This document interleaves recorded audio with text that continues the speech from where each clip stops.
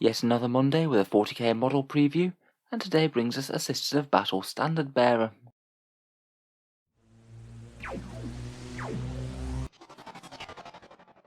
Hello and welcome back to Auspex Tactics, where today we're just taking a look at another nice new model previewed by Games Workshop, and talking a bit about what it might mean for the Adeptus Auroritus. Today we have a Reliquant at Arms, a banner bearer for the Sisters, yet another entry in what seems to be really quite a massive release for the Sisters of Battle. For those who are counting, we've already got the Palatine, Dogmata, War Mech, Castigator Tank, and those new Sacrosanct Celestians. Again, I think they've done okay with the miniature. That banner really is quite spectacular. I think they've done quite well with the paint job on top of that. It looks like the detail is faintly embossed, so it will be quite easy to achieve that same sort of effect for someone who's maybe not quite as strong with freehand. Very ornate looking, as you'd expect for a Sisters of Battle miniature, and the standard bearer herself perhaps looks a little bit similar to that Dogmata miniature that we saw, with a bit more of a longer coat. Again, with the new miniatures, I'm not entirely sure how well they've executed the face, but for those people who prefer miniatures with helmets, there does appear to be a helmeted option as well.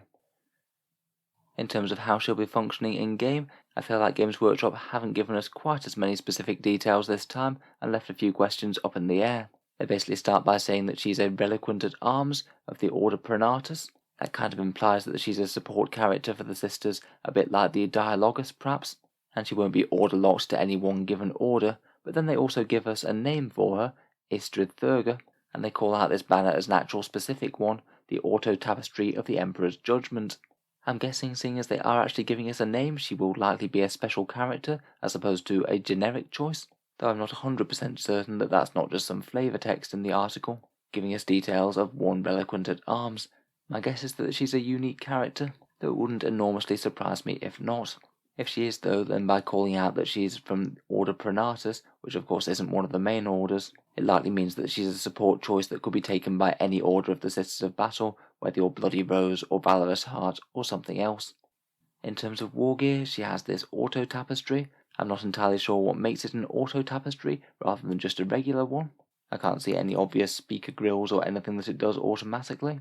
I was wondering whether it might be a bit like that Scion relic, the auto reliquary of Tiberius, the one that spats orders to the troops as they carry it into battle.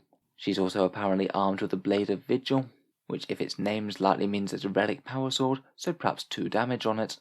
In game we don't know exactly how many points this will cost or what sort of buffs it'll give yet, but it's not too much of a stretch of the imagination to think that it might function like the Space Marine Chapter Ancients, perhaps giving units within 6 inches a bit of a leadership buff, and maybe a similar fight when they die mechanic. That would be my guess, as the Sisters seem to have got another couple of Space Marine equivalent models, in that Dogmata who's kind of equivalent to a Chaplain, and that Palatine who's kind of equivalent to a Lieutenant. At this point though, the role for support characters for the Sisters does seem to be quite a crowded one. We've already got those two, plus a Canoness, Missionary, Hospitaller, Dialogus, and Imagifier. So if she really wants to be included in competitive lists, she is going to have to do something fairly impressive for the points, and be better than the other options. Perhaps the odds of being a top tier competitive model aren't enormously great, but obviously we'll have to wait to see the rules. So let me know what you think of the miniature down in the comments below. Look forward to hearing your ideas or the thoughts on the Sisters release in general. If you've enjoyed the video, then feel free to subscribe to Auspex Tactics, where I'll certainly keep on covering any new miniatures that Games Workshop releases, including any new Sisters of Battle, and I'll hopefully review the codex when it's out.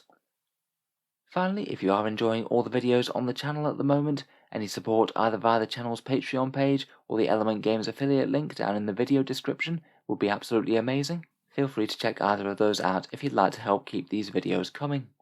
But in any case, a massive thank you for listening, and I'll hope to see you guys next time.